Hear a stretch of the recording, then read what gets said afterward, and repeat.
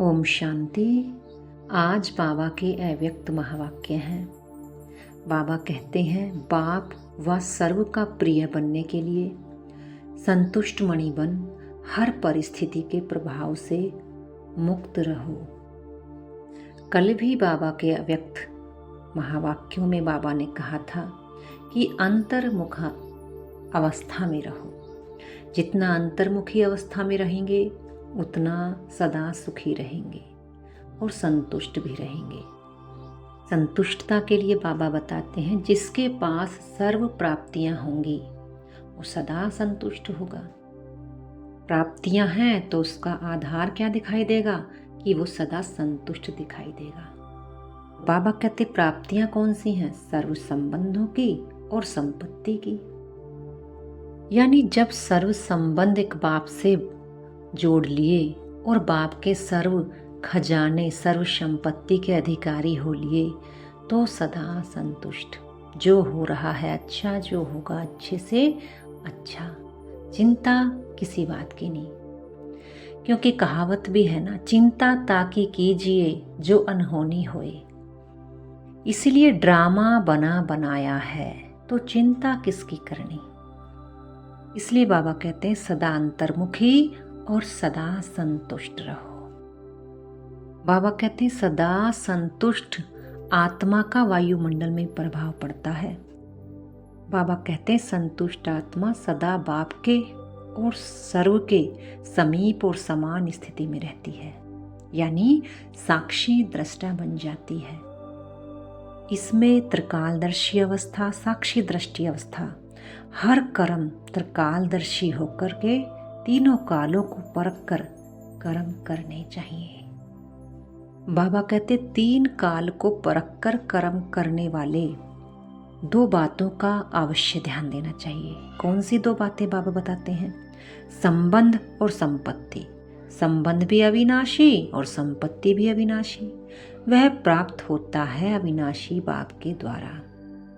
जब अविनाशी संपत्ति और संबंध प्राप्त हो जाता है तो सदा संतुष्ट हो जाते हैं और सर्व के संतुष्ट हो जाते हैं।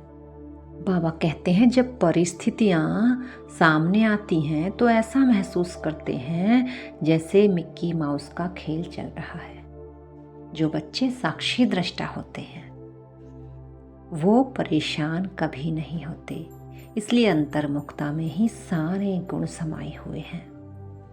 बाबा की हम सब बच्चों से यही शुभ आशा है कि हर बच्चा सदा विजयी बनकर अपना विजयी का स्वरूप दिखाए।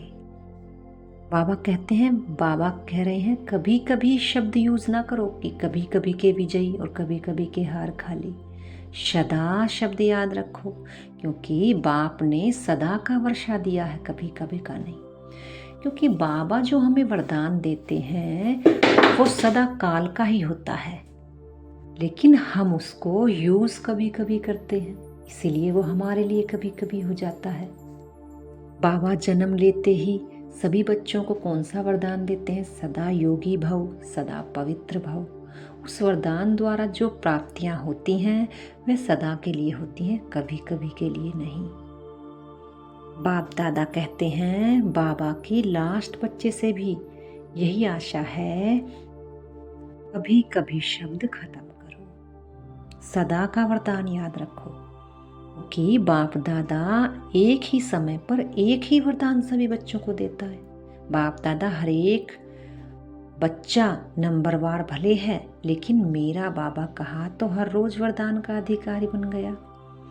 वह कहते हैं सभी बच्चे वरदान को प्राप्त करके खुश तो होते हैं, लेकिन दो प्रकार के बच्चे हैं।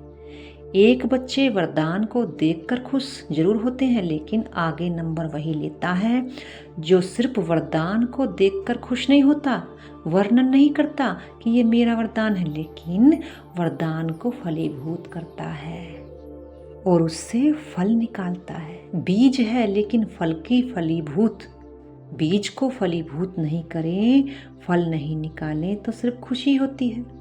बीज को अगर बोएंगे नहीं तो उसको फल कैसे निकालेंगे?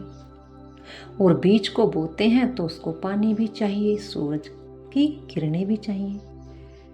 बाबा कहते हैं जैसे बीज को फल निकालने के लिए पानी और धूप चाहिए, वैसे ही वरदानों का फल निकालने के लिए उसमें विस्तार होता जाता है।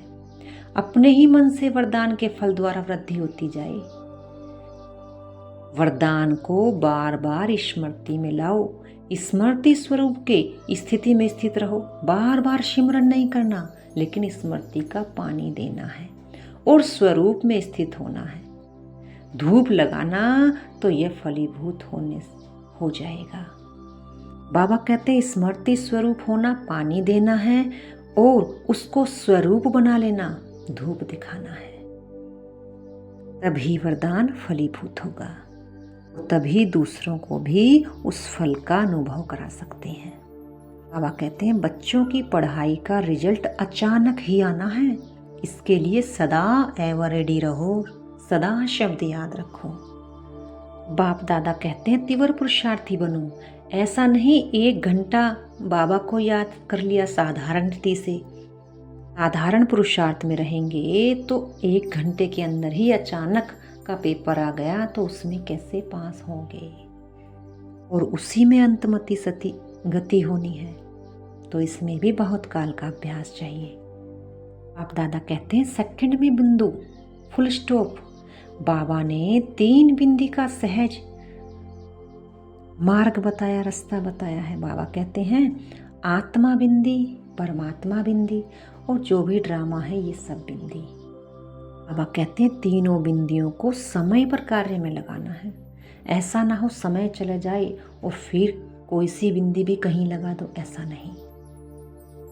ड्रामा की कोई भी बात आए तो वहाँ बिल्कुल बिंदु लगानी, क्वेश्चन नहीं चलाने। आत्मस्वरूप की और बाप के याद की बिंदु। बाबा कहते हैं जो जिस समय जिस शक्ति का आह्वान करे वही शक्ति आनी चाहिए।